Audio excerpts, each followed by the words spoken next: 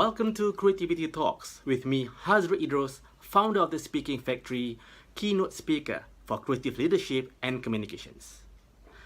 People have this misconception that creativity is only meant for the arts. So in these Creativity Talks, we are going to explore how creativity can be applied in many areas such as business, career, and life, and how creativity can help us to be better versions of ourselves. To do this, there will be invited guests who could be everyday people or experts who will share with us their journey and discuss topics such as personal development, personal branding, book publishing, mindset, creative process, and many, many more.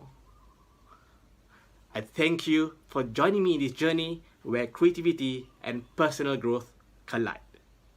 Enjoy the episode.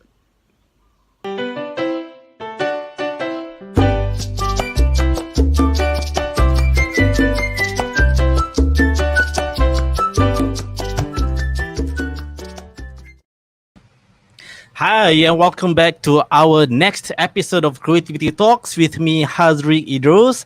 And today we have another guest going to share with us this time around on how we actually use leadership in creativity. All right. So without much further ado, but before I bring him up, let me just do a bit of intro, and then we'll bring him up. Yeah. All right. So our guest today.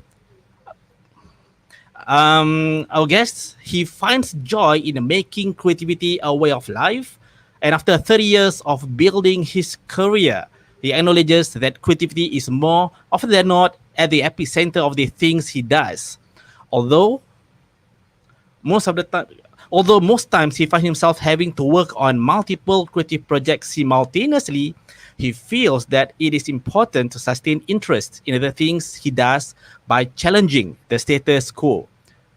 Our guest is currently head of an educational development unit at a local university, a principal consultant in a brand consultant firm, and an executive producer and creative director of a local Malay Opera troupe. And that's the gist of it we're going to talk about today.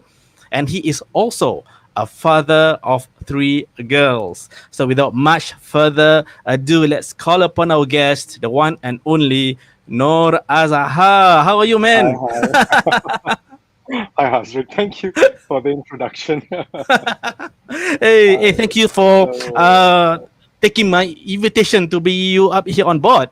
Well, thank you for having me, and assalamualaikum, and hi everyone. Yeah. All right. Okay. So let's start the session itself. Probably our session will take about 30 minutes plus, man, depending on how we banter one another, lah. All right. Okay. Let's start. Get to know a bit about you. You are currently leading a Malay Opera troupe based in Singapore called the Anggerik Temasek Bangsawan, or ATB, and has just recently celebrated your 2 years anniversary. Congratulations. All right. Yeah. Share with us. How did you get involved in this arena, and that led you to start this troupe? Like in other words, what makes you do what you do? Okay. Thanks, Hazriq. Actually, Malay Opera is quite a niche theatrical art form. I came into this art form back in 2004. When I was called upon and invited by, at that time it was Abang Johari Bakar. He himself, he was the president of Sri Anggerik Bangsawan back in 2004. So right through to 2007, I was involved in 2 productions with Sri Anggerik Bangsawan until I met my wife there. And then we sort of take a little break because we wanted to build our family, and we were also busy with our work. And until 2013, unfortunately, right after the passing on of the late Haji Hamid Ahmad. So we came back, and then we started doing things on the side and doing features. And then in 2019, there was like a sudden renaissance or interest in Bangsawan on television and in the media. So we were called upon to make a documentary in Suria.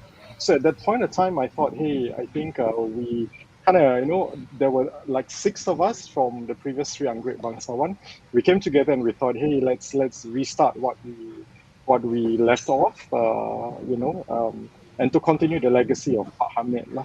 So in Ah, 2019, so in 2019, then we came about to form Anggerik Temasek Bangsawan. Essentially, it is Sri Anggerik Bangsawan, but we rested the brand Sri Anggerik Bangsawan such that we can,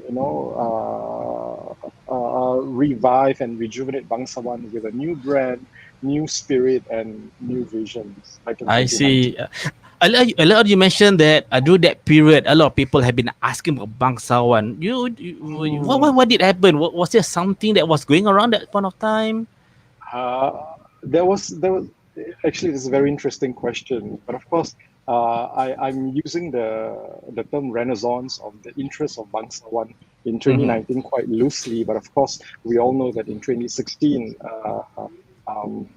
Cik Nadir Putra actually staged really grand Bangsawan at the Esplanade. That was Ah. yeah.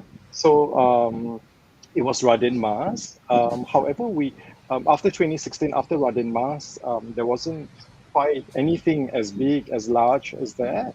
So we thought, when there was an interest coming from Surya to make a Mm. documentary on the lost art form of Bangsawan, we thought, hey, it's not really lost. You can't really say Bangsawan is a lost art form, but of course, it Mm-hmm. is in the decline.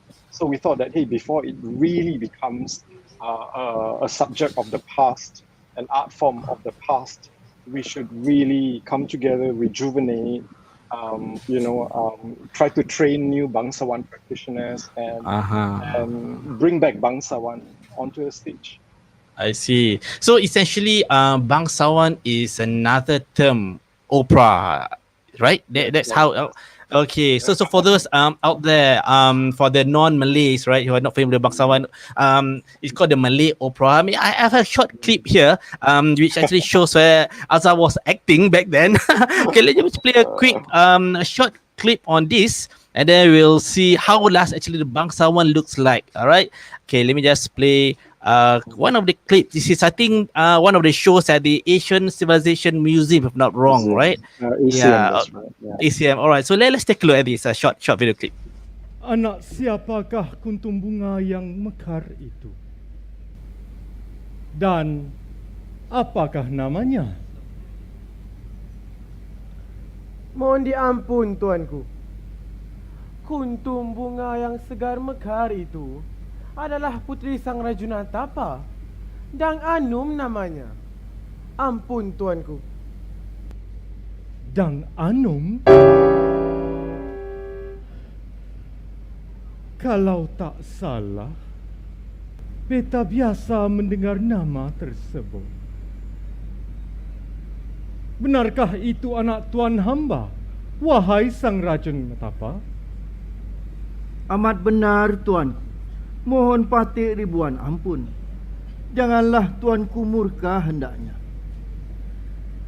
Pacal tuanku itu tidak seiring anak-anak pertuanan yang ada.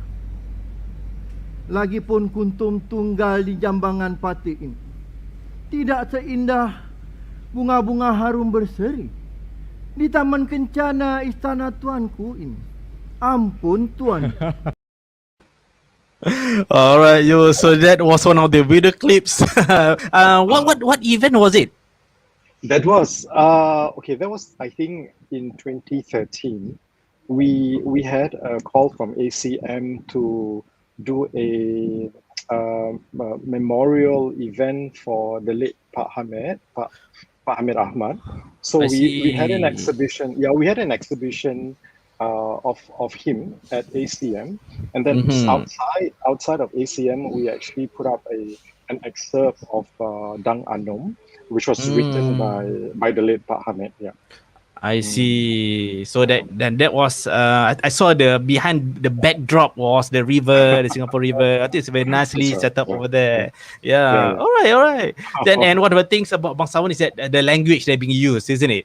Even just now the way it was spoken, very calm, very melodious, that kind of thing. Is there any difference between the normal, language in terms of theater, Bangsawan?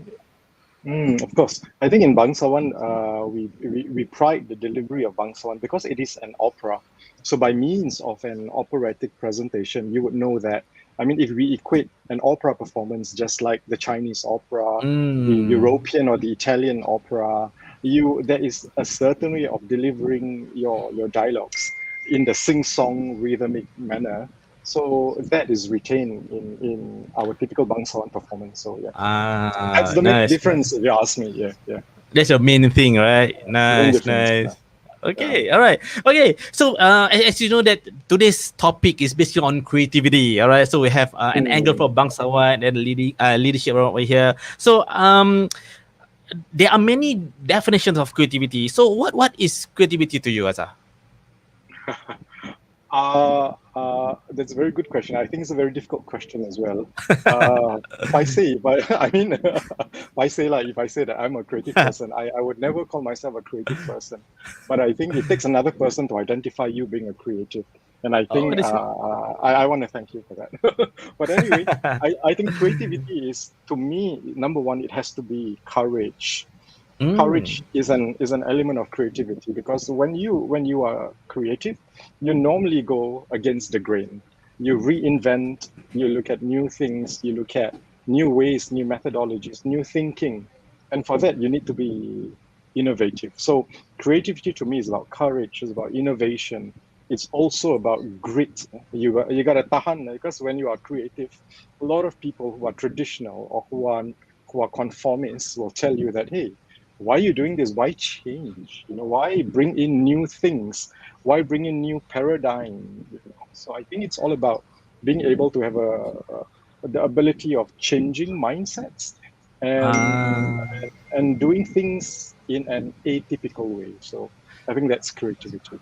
Nice. And then bringing Bangsawan into the current era, right? I thought, to me, that is one courageous way to doing things. Wonderful. All right. And there are many applications of creativity, and one of the ways is about problem solving. And in your experience, running 2 years, ATB, I understand, been like 2 years, right?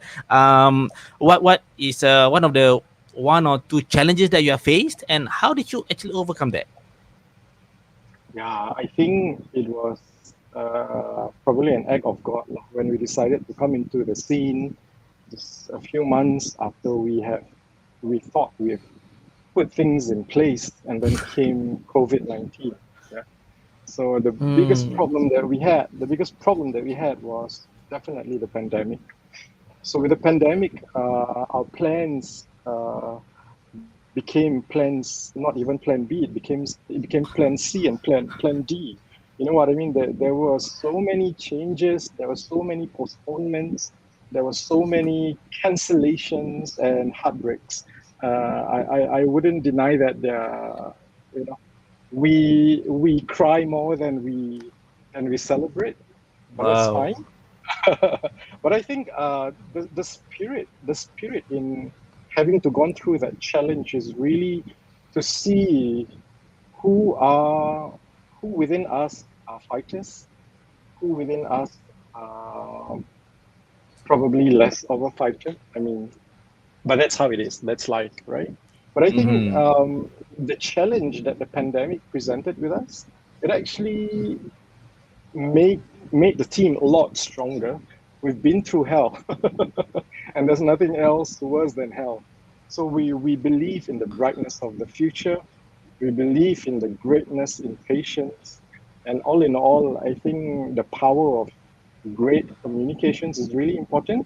I know that sometimes it is hard to maintain timely communications and asking for the understanding of our artists, of our vendors, of our partners. But really, this pandemic is something that changed the game entirely. But we learn new things, we develop new stuff. If not for the pandemic, we wouldn't have been so creative. And I think that is the flip side of the challenges of the pandemic. It made us stronger. So what was that thing that you actually made the change because of the pandemic, the new stuff that you came about, you or able to create? Yeah. Is there something? Yeah. Number one is, of course, we talk about audience engagement. When we talk about Ah, bangsawan, okay. when we talk about traditional bangsawan, it's always about performance on a theater, on a Mm. stage, on a panggung, we call it, right? But we had to totally scrap that off. We had to play with technology. We had to embrace technology. We had to embrace things like green screen, and working with limitations of not having 10 people in a scene at any one time. How impossible is that? If you talk about any Wow. theatrical, if you talk about theater productions, it's possible. You have 4 or 5 people in a scene, but in a bangsawan, we are talking about a troupe. True. Talk about cats. Yeah. Talk about cats. Talk about Phantom of the Opera. You have got the ballroom scene. You've got all these scenes that involve 20 people. We've got the village scene when in Hang Nadim, for example, yeah, the attack of the swordfish. We have the villages, and then we have the entire istana or the palace scene. How can we have 10 people at any one scene because we have to manage the SMMs, the safety measures, and Yeah. things like that. Things like that. So we really had to rewrite how to present Bangsawan on a totally new platform, on green screen, on digital, using post editing technologies, but all Wow. these were made really possible by friends, by partners, by vendors who saw the opportunity of working together with us. Mm-hmm. They were the angels that came down from wherever. So I think they were the pillars of our strength. Mm-hmm. Without these people, we will not be able to produce an online bangsawan for our vendors, for schools, for partners, and things like that. Uh-huh. Right. Right. Yes, yeah, talking about which, I understand that ATB is coming up with a new production very soon, right? So can you share with us with the audience here? What show was that? What show is that coming up? When is it? Okay. Well, I must really say that we are really fortunate, despite the ongoing pandemic, which has become an endemic. So it is a way of life right now. So we've embraced it. This production that is entitled Dang Anom Mm-hmm. is actually an extract of a bigger show called Sang Rajuna Tapa, which was written by Pak Hamid Ahmad. We were invited by the Malay Heritage Center to produce an extract of a larger production. When we talk about Bangsawan, typically it would run 2 to 3 hours, but the brief given to us was come out with a 1 hour show. Wow, So 1 hour, but yeah, one third of it. one third of a typical Bangsawan production. So Yeah. we had to reinvent. We had to leave the old paradigm of the traditional Bangsawan, but embrace it again. So this extract from Sang Rajuna Tapa, it became a 1 hour show called Dang Anom, and it's going to be, well, in 2 weeks' time. It's going to be staged at the Malay Heritage Center, and it's going to be beamed live via Facebook. Mm-hmm. I must really thank people like Saiful Amri, who has come on board to become a creative producer. The evergreen, the great Patnadi Putra, who The has come to legendary. be a legendary to become our director. And of course, with many other people, many other resources, many other talents, including yourself, Hazriq, Thank who you have, very much. who have who have openly accepted our offer, despite or albeit some last minute invitations. Things happen, when we produce such a production within a short time period. We were actually given Mm-hmm. about 4 months to put this together, so it's really challenging with Mm-hmm. SMMs, with rehearsal space, with things like that. So, but Alhamdulillah, we pulled through, and Yep. we are good to go. Yeah, now in the final leg of the rehearsals, yeah, and I have been enjoying myself all the while in the rehearsals. Alhamdulillah, Yeah, Alhamdulillah, and Alhamdulillah. we have some photos maybe we can show the audience some snippets photos like see some behind the scenes. Maybe we can just talk Yeah. about some of the photos. All right, I think the Yes, first yes, yes, one, let's do that. this one, yeah, this is some behind the scenes. This is Sang Rajunatapa himself. Right, yeah, Yes, Sang I, Raju Natapa. our Mr. Raju. Okay, so anyway, as I mentioned just now, Dang Anom is actually an extract of the bigger title of the story of Sang Rajunatapa. Here we see Sang Rajunatapa and his wife, Dang Cempaka. They are essentially the parents of Dang Anom. So, of course, as you can see, as exuded by the emotions, it is a tragic scene. But of course, I don't want to burst the bubble right now. We shouldn't be probably sharing everything about the story. Yes, correct. Yeah, we have to But this is keep it under wraps. correct. So this is actually an emotional scene of Sang Rajunatapa and Dang Cempaka. Again, Okay. here you are seeing a very talented Rifa'a and Ina, right? So they're both having the great chemistry despite being paired together only a few weeks back. So this is great chemistry by a great team. All right. We have another picture this time around. This is the king. He is another legend in Bangsawan. You know what? I think I'm not too sure about yourself, but I grew up watching Of Mr. Azman. course, Yeah, Mr. Azman exactly. Sharif On during on TV. SBC time, SBC. days, yeah. He was the hero Yeah. of Bangsawan, and Correct. when we met him a couple of months ago, I invited him to take on the Sultan role in Dang Anom, and he gladly said yes. And I thought, wow, this is going to be an epic. You know, even though it's going to be just an hour show, it is going to be an epic with such great acting, led by veterans like Mr. Azman Sharif here, and the supporting cast, all in their beautiful costumes, makeup, and things like that. It's really rejuvenation of the old Bangsawan. Song. And frankly speaking, I love the set when I got into the recipe, because initially when we rehearsed it was without the set first, right? And then at one time when I saw was real, I was like, wow, such a wonderful set. Yeah, was like, the feel become different. All right, that's another picture. This is the Bangsawan. Yeah, the Dangan, the name, the title name of the production. So this is Sarah. Sarah actually holds the title character of Dang Anom, and we decided to cast Sarah as the young Dang Anom. Of course, in our drive to regenerate Bangsawan, we wanted to groom new Bangsawan practitioners, the young. And Sarah is only 16 years old, but she showed great potential, and in carrying this character, how she has developed Dang Anom in her own way. You need to watch Dang Anom to see how Sarah has developed that character. Exactly. Well. Wow. All right, and you can see me behind the scene at the corner there. You have your trademark orange somewhere. Yeah, somehow it was a plan. When they giving me the wardrobe, I was like, oh, orange. Okay, just put it on. That's how it fits. Yeah.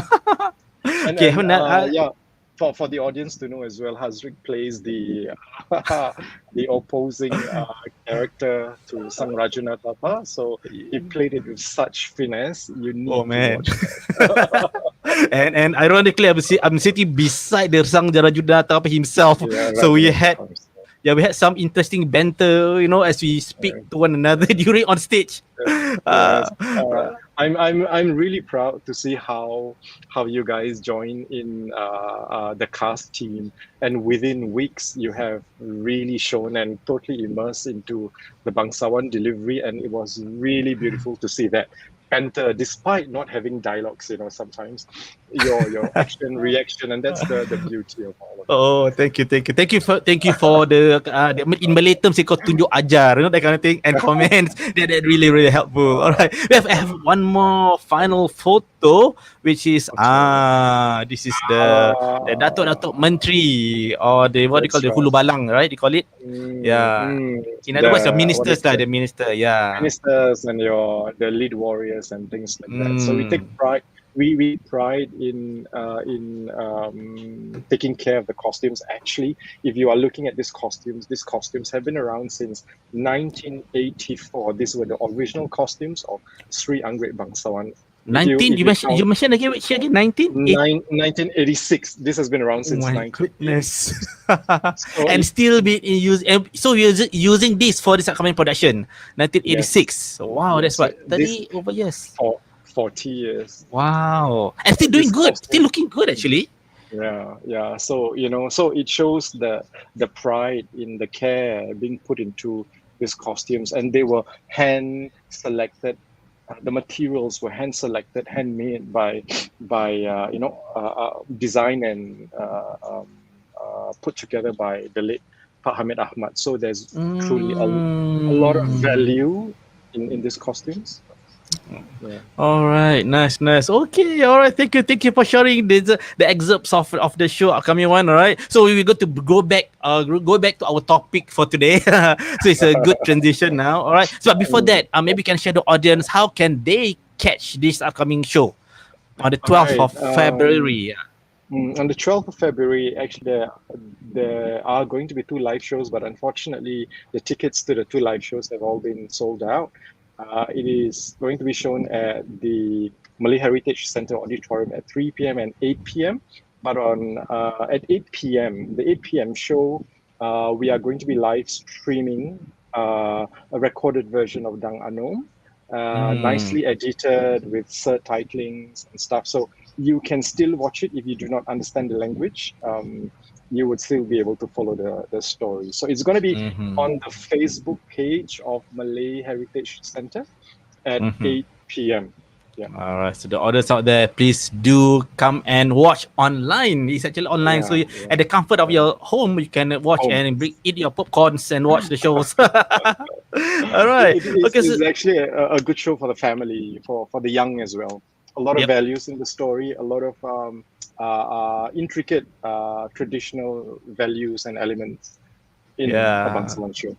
Yep, wonderful. Okay, all right. So let's go back to our main topic for today about creativity and the application of it. And one of the application of creativity is actually leadership. And I call these people who actually practice creativity in leadership are creative leaders. And I believe you have shown that through leading ATB, doing the rehearsals and stuff. And so my question to you, that when you first started ATB back 2 years ago, and do you have any specific vision or plans or goals for the troupe?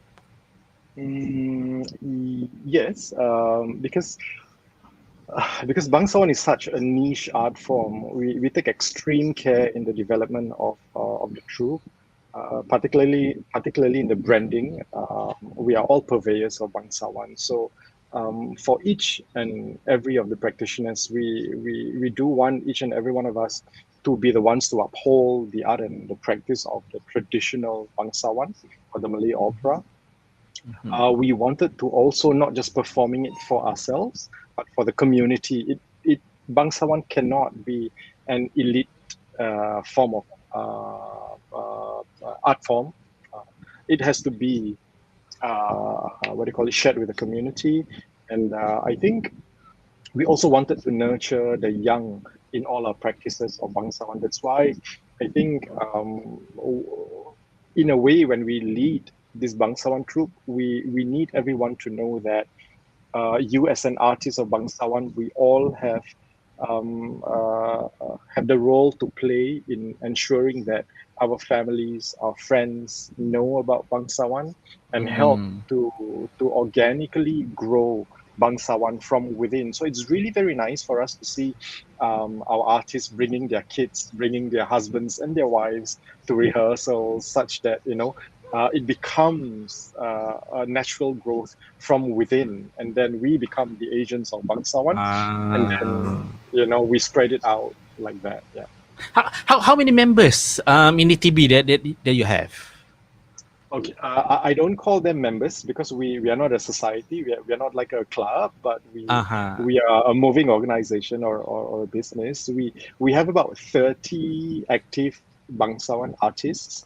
Wow. I call them artists because they are, in my eyes, they are professional Bangsawan performers.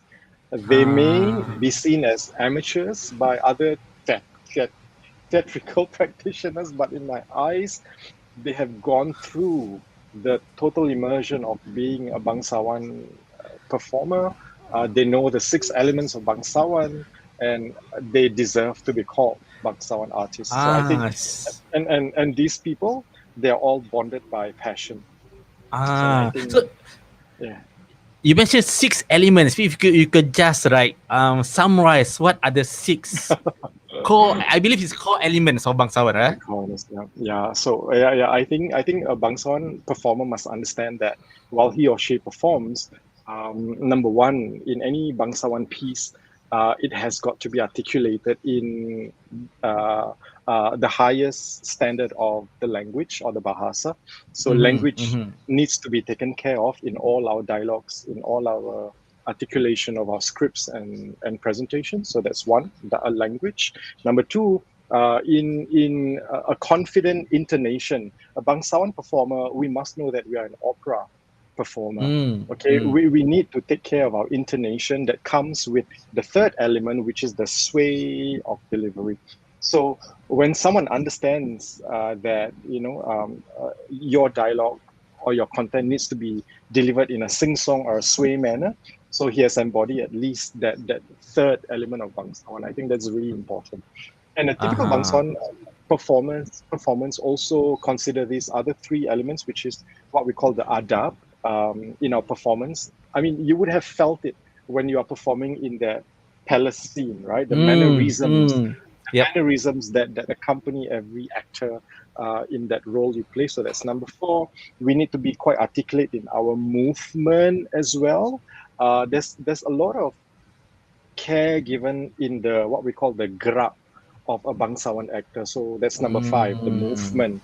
And last but not least, as with any theatre practitioner, what we call the deria or the senses as an actor, you cannot act without activating all of your senses, all your 6 senses, not just in the means of articulating your dialogue, but because you are performing in a troupe, you're performing in a group, you need to activate your senses. So there you go. So that's number 6. So if I could just quickly repeat it, number 1 is bahasa or language. Number 2 is nada or intonation. Number 3 is our lingo or the sway. Yeah. And number 4 is the adab or mannerisms. We have number 5, the gerak or the movement. And last but not least, the deria or the senses. So these 6 things must be there for a Bangsawan performer. So anything missing, we know something is missing, yeah? Something is missing, yeah. Yeah, all right. I have a short clip. I think it's in one of your rehearsals, or is it one of your workshops? Let's just take a look at this. Yeah. All right. Izinkan Punapati dan beberapa orang askar membuat kawalan di sekeliling kawasan ini agar tempat ini selamat untuk dijadikan tempat beristirahat untuk paduka demang lebat daun, Tuan Puteri dan para pengikut yang lain.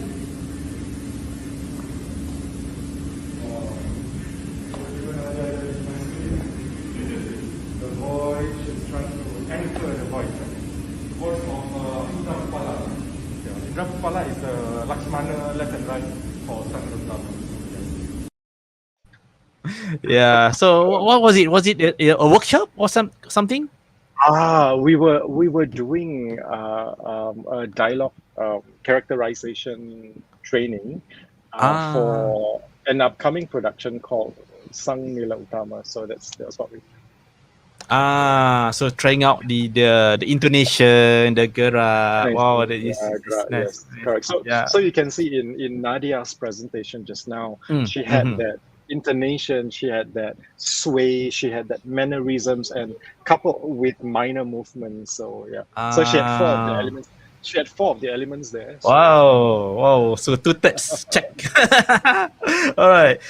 Okay, Jada, you mentioned earlier on that your Bangsawan artists, right? They are from various background, and you managed to bring them together. How did you actually bond them or connect them? I think this is one of the leadership skills that creative leaders do, which I think you have done perfectly well. So how do you actually bond them? Because every one of them are come from various background. Do you have any secret? I mean, as you can see, Hazriq, our artists come from, like you said, really diverse backgrounds. Some are professionals, some are homemakers, some are students and things like that. So I think at the very base of it all, every of the artists needs to feel that when they come for rehearsals, there's always a sense of an element of care for them, care in every way, if I could put it. I mean, in the length of the rehearsals, in their comfort when they come for rehearsals, and certain small needs that sometimes we tend to overlook, like are they going to be very thirsty after the rehearsals? Let's have some drinks for them, so yeah, there should always be an element of respect for the people that we deal with, for our artists, and they should also feel that there's always this support coming from ATB as and when they need it. Not just within ATB, but as when we can. Any times around the rehearsal time. I think so that basic element of care needs to be there whenever we deal with our artists. Okay, nice. So I think the keyword here is a welfare. That's what I hear, I guess. Welfare, as long as you take on their welfare, I think they will have that trust in you. Because I remember after every rehearsals, they show makanan. I was like, oh, there's food. I really enjoy and bond it together. At least from my experience, every after rehearsals, if not, I think we have like McDonald's, definitely. Something we have. It's so interesting. We bonded after the few hours of training, right? Then we had just bantering around after that. All right. So if I last few questions. A day in the life of an executive producer, what would that be for you as an executive producer of ATB? It is good to know that I'm not doing this full time, so I cannot really dedicate a day to do this. So therefore, the only pockets of time that I have would be during my lunchtime or during my break or in the evenings when I'm at home. So I think what is essential here is to always have our team, to have access to the team. And I have a core team of producers and assistant producers whom without these people, we will not be able to get things moving. So I think we owe them a great amount of heartfelt thanks for all that they are contributing to us. So with the APs, I think essentially a day in a life of producer typically is we need to be able to see what are the training schedules that are coming for a particular show. So essentially the show becomes our end point for one journey. And to get there, an executive producer needs to understand what are the resources that needs to be in place for us to achieve that final destination of a good show presented by good artists, so on and so forth. So of course we look at budgeting, we look at programming, we look at manpower, and we look at resources.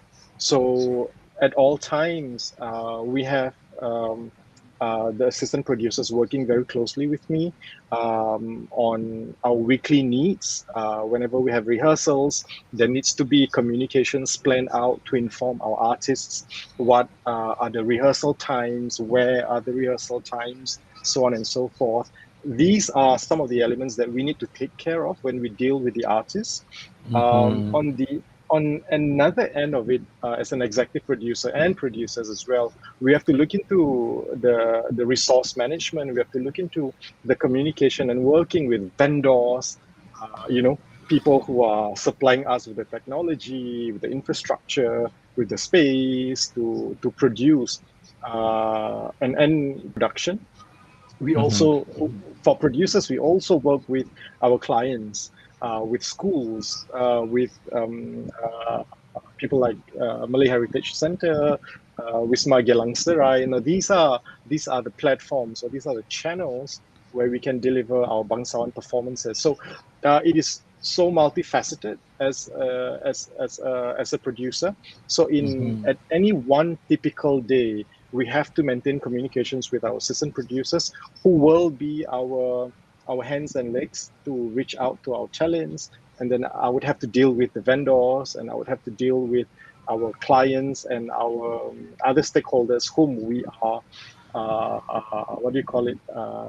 performing or setting up a workshop for. So there's really like a multi-arm kind of person that you need to be. You need to maintain good communications. You need to deliver timely deliverables, and at the bottom line, it's about financials as well. We need to manage that. If we have such and such budget, there's only such and such commitment that we can make to our artists, to our space, and things like that. Money in, money out, and our Bangsawan team, even though it is not a society, it is not what we call it a non-profit organization. We need to deal with every financial detailing quite carefully, because everybody who are engaged by ATB needs to be paid. And as you know, as I have found out as a producer myself, Singapore is not quite ready for big budget productions that is demanded by a typical opera production. I mean, if you talk about Lion King, if you talk about Aladdin, you want to perform it in a stage show, what sort of budget are you looking for? True. And here we are managing something that is, I would like to think that our level of standard, our level of grandeur that we want to present is no different. But we have to be very careful when we work with the budget. It is not big, it's not huge. Singapore is just not ready. We don't have ready financiers, ready sponsors to come in and say, let me do this with you, let me help you elevate Bangsawan to where it's supposed to be. So we got to regulate our expectations and our deliverables. So that's kind of hard. It's kind of hard. Wow. Nice. All right. Okay. All right. So before we ask last few questions, I think we do have some I think probably audience watching us. All right. So if the audience, if you have any questions for Azhar, please you can write in the comments, and then we'll just read out if you have. All right. So if let me last two questions. Earlier on you mentioned that your executive put your APs, your assistant producers, everything. Do you have any what do you call it? How do you actually recruit them? Do you have anything specifically? Do you look into them that you, so that they can be part of it? Is there any specificity on that? You're talking about the APs, right? Is it? Yeah, your team. Yeah. So we are really just open to anybody who wants to work with us. I mean, with the three APs that we have right now, they have been recommended, and one day I think they got to know about Anggerik Temasek Bangsawan, and I think one of them was involved. Hezan was involved in one of our Bangsawan workshop. We saw the potential in him, and then we asked him if he's looking into producing work. And then the other two APs were recommended to us, and then one evening all I did was to invited them to my place, and then we talk about their passion. We talk about why they want to be in Bangsawan and things like that. To me, at the end of the day, there must be a lot of sincerity, there must be a lot of passion. Of course, someone who is accountable in the work that is assigned to them. I think that's really important because we are really new.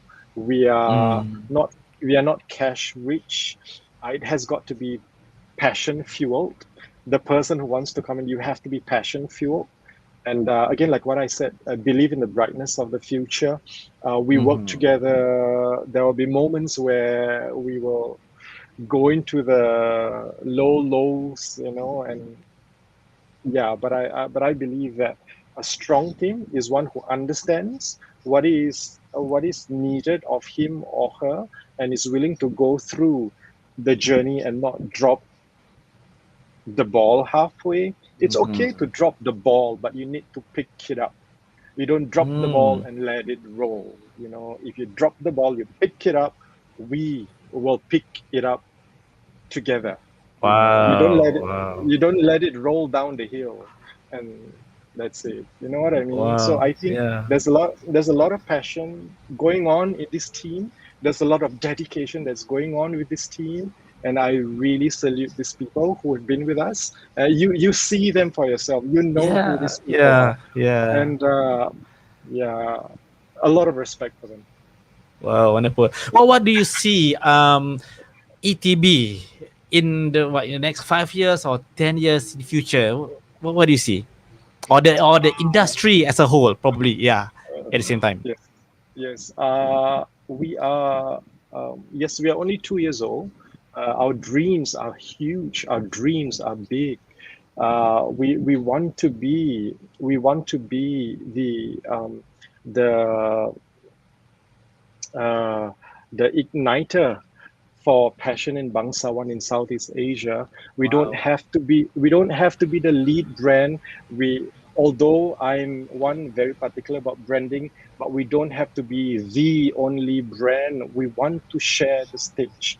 We want more Bangsawan groups to be with us, to collaborate with us, and together we work towards the longevity of this art form. It is always heartening when theater practitioner in Kuala Lumpur, for Mm-hmm. example, Mm-hmm. when they watch a Bangsawan production from Singapore, we hear them saying, "This is the Bangsawan that I used to know," or Wow. this is the authentic Bangsawan." Wow, Wow. and that is that what we call the Bangsawan Singapura brand or the Singapore Bangsawan brand. There is something about our Bangsawan brand. There's something about our delivery of Bangsawan in Singapore. And I must say that it's not only being practiced by Anggerik Temasek Bangsawan. I know of 2, 3 other groups in Singapore who is exactly doing what we are doing. In fact, we want to learn from them. We want to collaborate with them. We want this whole group of Bangsawan experts to come and share and use this as a platform to move Bangsawan and create that Bangsawan Singapura branding once again. It used to be glorious in the 1930s, in the Yep. 1940s. We can bring back that glory. Yeah. Wow, it's really goosebumps, man. Listening to your vision is just so wonderful. Yeah, we really hope that this vision of yours really, and we Mm, hope we can play a part. Bringing this vision, this Bangsawan to the next level, and bring it up just like yeah. what before. I watched these Yeah. people on TV back then, and now Yes. looking them and working Yes. alongside with them. Yeah, it's really Yes. goosebumps actually. Yeah, Uh, exactly. Exactly. yeah. Yeah. All right. So we almost come to the end of our vlogcast, and I already thank you for taking your time. All right. But before that, one last question to you. Okay. If someone wants to run a performing arts troupe or lead a team of a similar nature, what is your advice to them? What are the skills or traits or mindset they need to have running or doing something like what you are currently doing?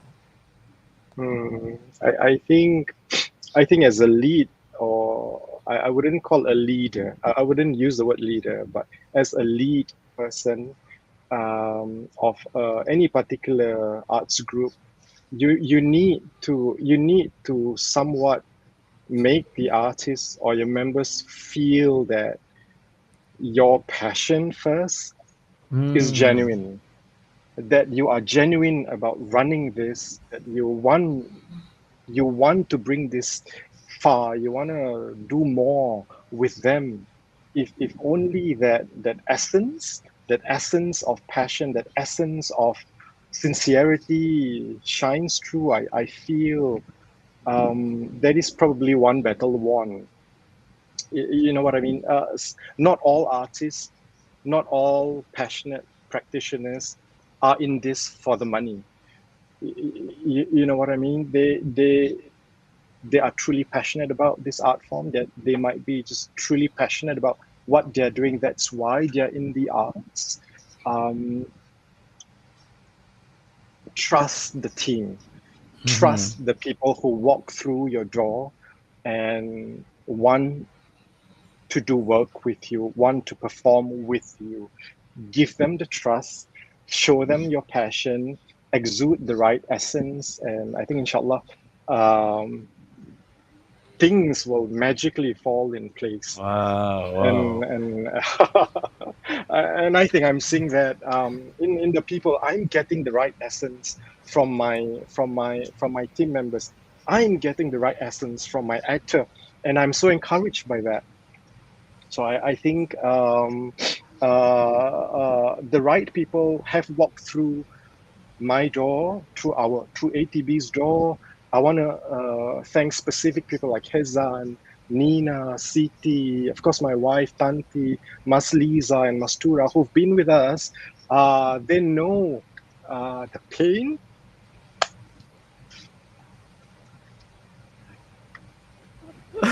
Oh, emotional.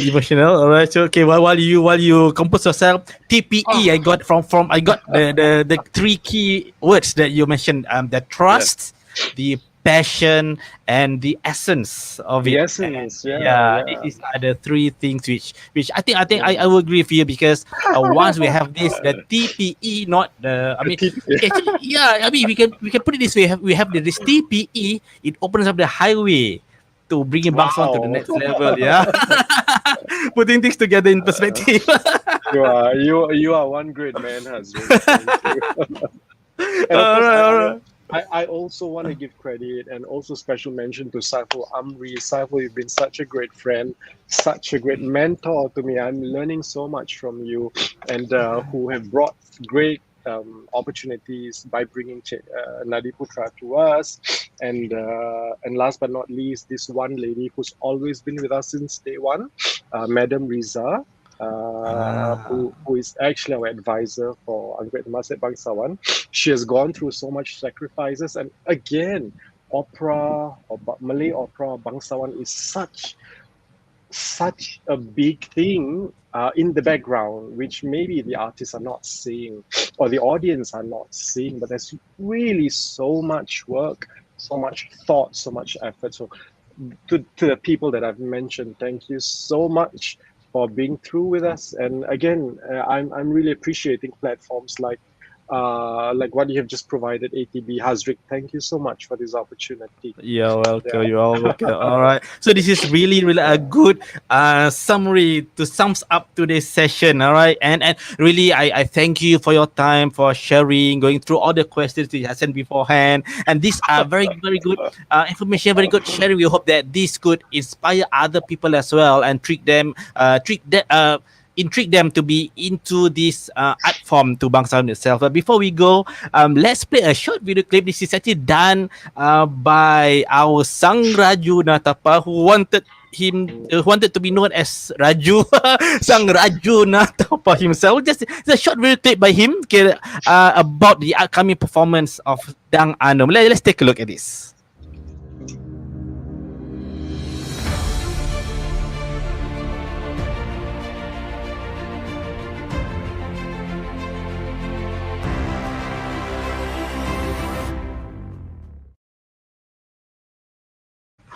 All right, just a very clear. He put it all together. Yeah. So you see, that's what I mean by the right essence attract the right things, and this was done by Rifa'ah, who's our artist, playing Sang Rajuna Tapa. So it's fantastic, fantastic piece. Yeah. Thank you.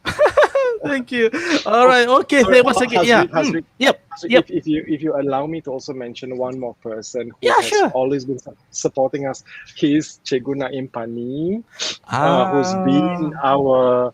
our resident choreographer along with Kak Harliza. Thank you so much for patiently teaching our actors who are not dancers to become dancers to perform in Bangsawan shows. I think these people again these people are giants, and I'm only sitting on their shoulders. Without these giants, we won't have Bangsawan. So Wow, thank you so wonderful, much. wonderful. Thank you. And this really, you can see how emotional, how really Azhar is. So you must come and watch the Dang Anum performance live on Facebook on the 12th, 8 p.m. at the Facebook of Malay Heritage Center. Please do not go anywhere.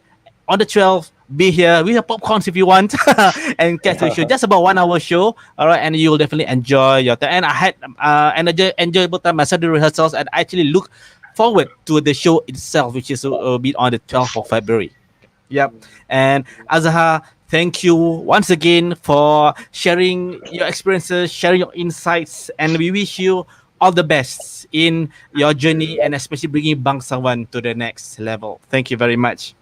Thanks so much, All Hazriq. right. Thanks for having me. Bye. All right. And for the others out there, remember, catch the Dang Anu performance on the 12th of February. And of course, this is one of the episodes of Creativity Talks. We also invite you to catch some other episodes of Creativity Talks. Just what you need to do is just subscribe to our channel, and any updates you'll get automatic notifications. All right. So with that, let me end with one of my favorite quote that says, "A journey of a thousand mile. Start with a single step, and let this be the start of your successful creativity journey." With that, Hazriq Idrus signing off, and also Noor Azhar signing off. We see you on the 12th of February on Facebook Live. All right, thank you very much, and I catch you in the next episode of Creativity Talks. Bye bye.